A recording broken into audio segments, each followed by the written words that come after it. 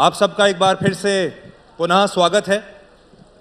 और जैसा कि आप जानते हैं, आज हमारे बीच में हैं जगत गुरु स्वामी रामभद्राचार्य जी। और देखिए, मैं तो इस लायक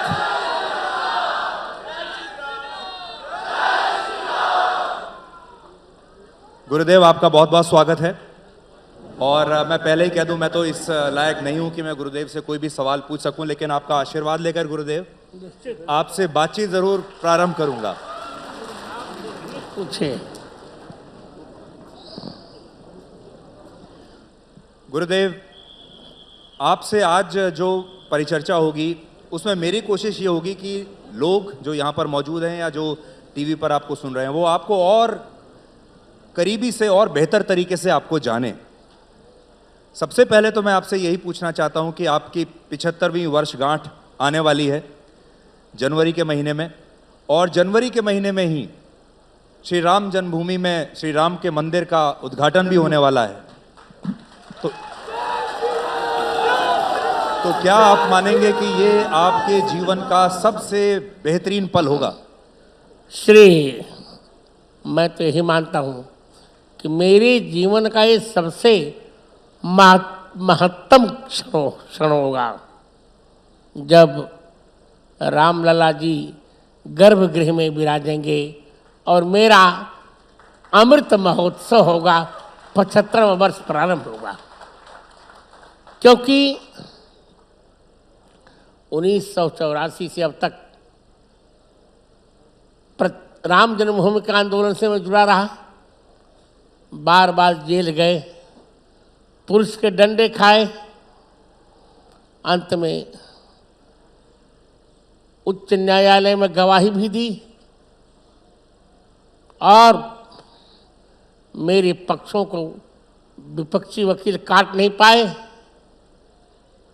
सौभाग्य और संयोग से हमको हमारी राम जन्मभूमि मिल गई।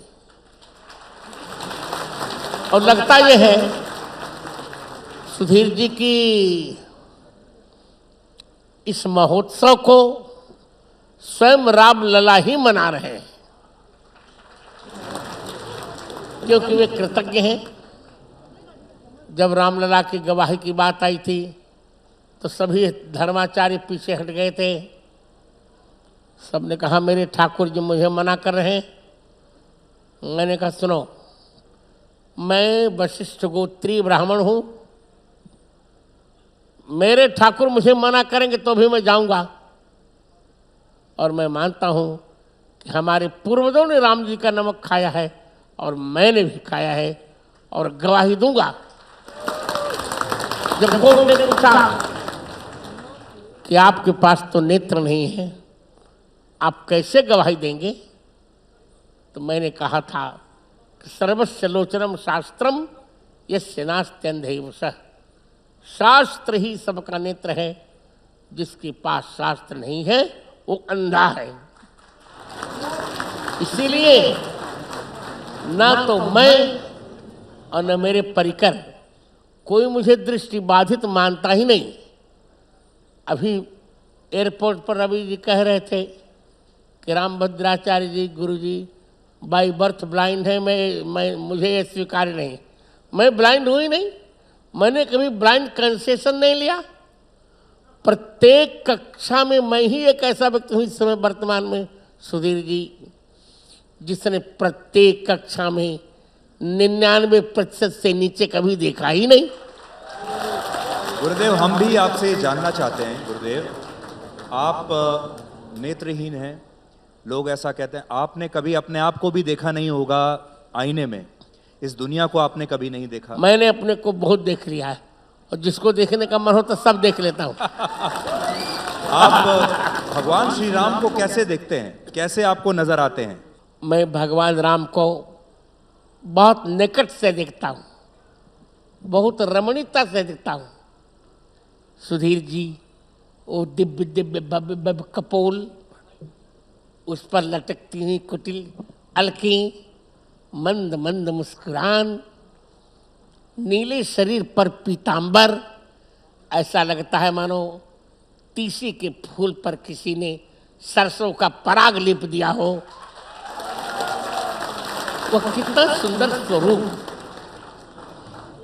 और यह जानकर आपको अच्छा लगेगा सुधीर जी कि भारत के तत्कालीन प्रधानमंत्री स्वर्गीय इंदिरा गांधी जी ने कहा था कि मैं आपको आपकी दृष्टि की व्यवस्था करा सकती हूँ। तब मैंने कह दिया था कि संसार मुझे देखने का मन नहीं है। हमने उनके कैलेंडर में तस्वीरें देखी हैं और वही देखने के बाद हम उनकी कल्पना करते हैं। मैंने तो उन्हीं को देखा है। तो ये जो आपको मैं बहुत एक बात इस दिव्य दर्शन के बारे में आप हमें बताइए, क्योंकि हम लोग तो नेत्रों के साथ भी उनको नहीं देख पा रहे हैं। मैं एक घटना का उल्लेख करना चाहूंगा, कोई असत्य न मान ले, और मैं झूठ नहीं बोलता। उत्तर प्रदेश के उन्नाव में मेरी कथा थी। उसमें मुझे टेंट में रहना पड़ा था। प्रातः काल का समय था। सभी विद्यार्थी, हमारे उत्तराधिकारी, सभी लोग अपने अपने कार्य में व्यस्त थे। सहसा मुझे लघु शंका की आवश्यकता हुई। मैं मार्ग भूल गया। स्पष्ट देखा मैंने कि एक सुंदर बालक 3 वर्ष का, वो मेरा हाथ पकड़कर मुझे बाथरूम में ले जा रहा है और वह मेरी क्रिया संपन्न होने के पश्चात फिर लाकर मुझे बिस्तर पर बिठा रहा है। जब मैंने उसे पकड़ना चाहा तो वो मुझसे दूर हो गया। आज भी उस शोभा को देखकर मैं अपने को भूल नहीं पाता। आज भी मेरी आंखें उस ललित ललित निखिल रसारणव सिंधु, निखिल रसारणव मूर्ति, असमोर्ध संपन्न, सौंदर्य संपन्न, घनदर्प कंदर्प सौंदर्य सौंदर्य, हृदय निर्वध्य रूप, कौशल भूप, सकल कला कलाप कलन, उस राजाधिराज राम जी के चरणों में झुकने का मन करता है और उनको दुलारने का मन करता है।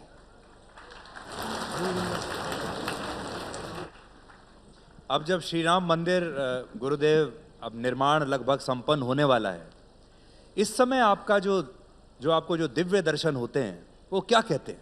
बस राम जी कहते हैं कि चलो मंदिर में चले और गुरु जी आप भी आइए और मेरे साथ अमृत महोत्सव मनाइए।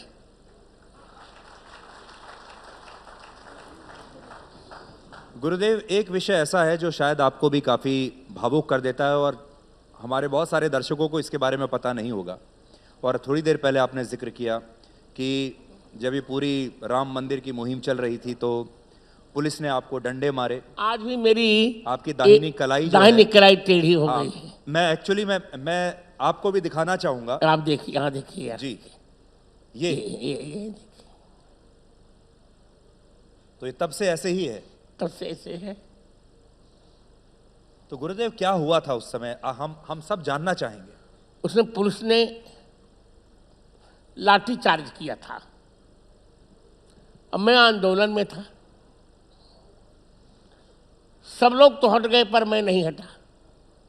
तब पुलिस ने यहाँ डंडा लगा दिया था और 8 दिन तक मैं जेल में था। उस समय गृह मंत्री थे नरसिम्हा राव की सरकार में, पाटिल जी संभवतः, ये मैं भूल नहीं रहा हूँ। तो उन्होंने कहा कि जगत गुरु जी को अब जेल से मुक्त कर दिया जाए, नहीं तो बहुत अनर्थ हो जाएगा। तो जेल में जो 8 दिन आपके बीते वो कैसे रहे? बहुत अच्छे रहे। मेरी बड़ी बहन, आप सबकी बुआ जी अब तो नहीं रही, स्वर्गीय डॉक्टर कुमारी गीता देवी मिश्रा वही भोजन दे देती थी। हमारे घर से आ जाता था भोजन, वही कर लेता था और वहीं पर मैं रामायण का पाठ करता था और यही चौपाई पढ़ता था कि कौन सुकाज कठिन जग माही, जो नहीं हो तात तुम पाही। उसी का तो फल है ये। सुधीर जी निश्चिंत पूछिए। जी। तो गुरुदेव, आज जब आप उस जमाने को आप याद करते हैं, उस समय को जब आप याद करते हैं, और अब जब राम मंदिर का निर्माण होने वाला है, यानी आप अपनी मंजिल तक लगभग पहुंच ही गए हैं, तो कैसा लगता है? बस प्रसन्नता में बंद आंखों से 2-4 बूंद आंसू गिर जाते हैं। आप भावुक होते हैं कभी सोचकर? कभी क्या, अभी भी भावुक हूं। गुरुदेव, जब सुप्रीम कोर्ट में ये मामला चल रहा था, जी। तो सुप्रीम कोर्ट में जो पीठ थी उसके सामने आपकी गवाही हुई और आपने उन्हें साक्ष्य दिए, आपने उन्हें बताया, और एक जज ने तो हमने सुना ये भी कहा कि sir you are a divine power. हाँ, ये कहा। मुस्लिम जज थे वो। माननीय उच्च न्यायालय में गवाही थी, सुप्रीम कोर्ट में उसको उद्धृत किया गया था। जी। तो उस गवाही के बारे में गुरुदेव बहुत चर्चा होती है। हाँ, लोग और ऐसा कहा जाता है कि जब आप अदालत में वो गवाही दे रहे थे तो ऐसा लगा जैसे साक्षात भगवान श्री राम वहां प्रकट हो गए और लोगों को एक तरीके से दिखने लगा। तो मैं ये चाहता हूं कि गुरुदेव, आज हमारे इतने लोग यहाँ बैठे हैं, अगर आप वही अनुभव अगर आज आप हमें दे सके। निश्चित मैं अनुभव देने ही आया हूं, जबकि आज शारीरिक संगठन के कारण मेरा आने का मन नहीं था, पर मैं जानता था कि आप सबसे मुझे मिलना हो जाएगा और अपनी बात कहने का मुझे अवसर मिलेगा। बात ऐसी है, उसमें हमारे उत्तराधिकारी भी छोटे थे। जी, आपके पीछे ही बैठे हैं। हाँ, मैं देख रहा हूँ ना, आई कैन सी हिम। तो वही तो पकड़े हैं माइक। तो आपको मैं बता दूं कि जो ये बैठे हैं ये गुरुदेव के उत्तराधिकारी हैं। ये तुलसी पीठ के मेरे उत्तराधिकारी हैं। मेरे बाद, मेरे पश्चात यही रामानंदाचार्य बनेंगे। अभी तो मैं 25-30 वर्ष तक तो हूँ ही, चिंता की बात नहीं। मैं वह अनुभव बताऊं। जी गुरुदेव। 2003 का जुलाई मास, रिमझिम बरसात, 11 जुलाई, और उस समय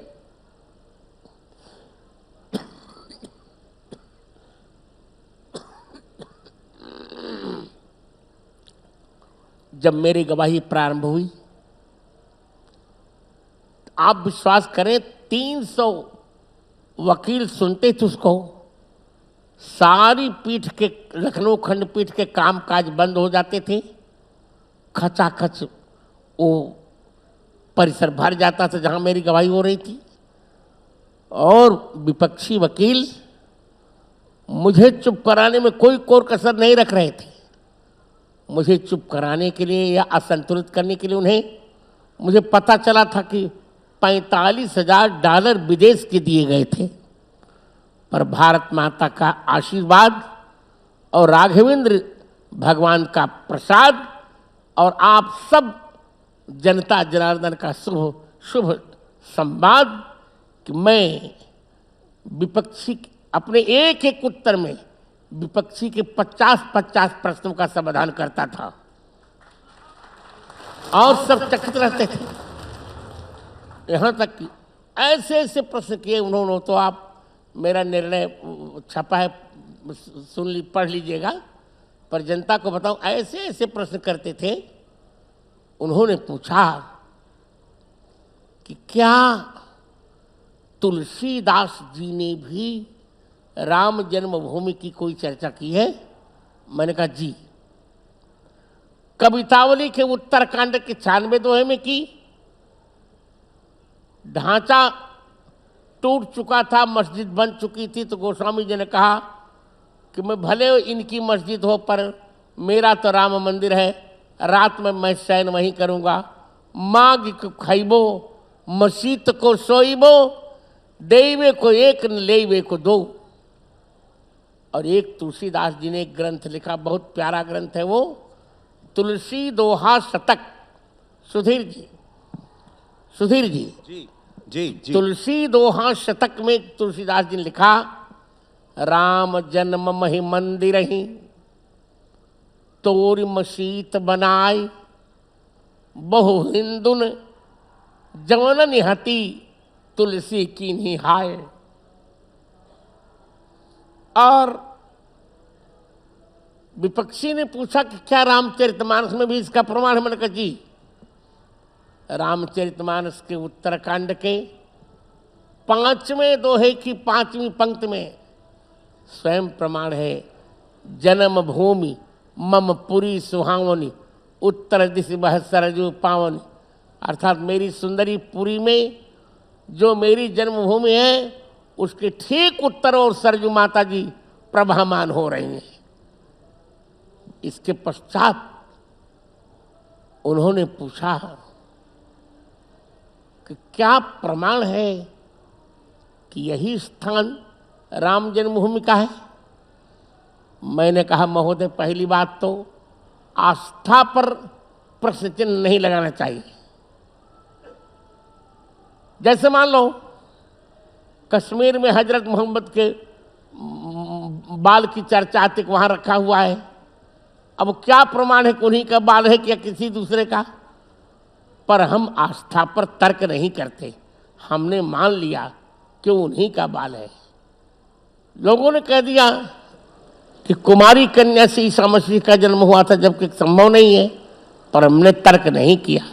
उसी प्रकार हमारी आस्था पर आपको प्रश्न चिन्ह नहीं लगाना चाहिए। पर जब आपने प्रश्न चिन्ह लगाया है तो उत्तर दे रहा हूं।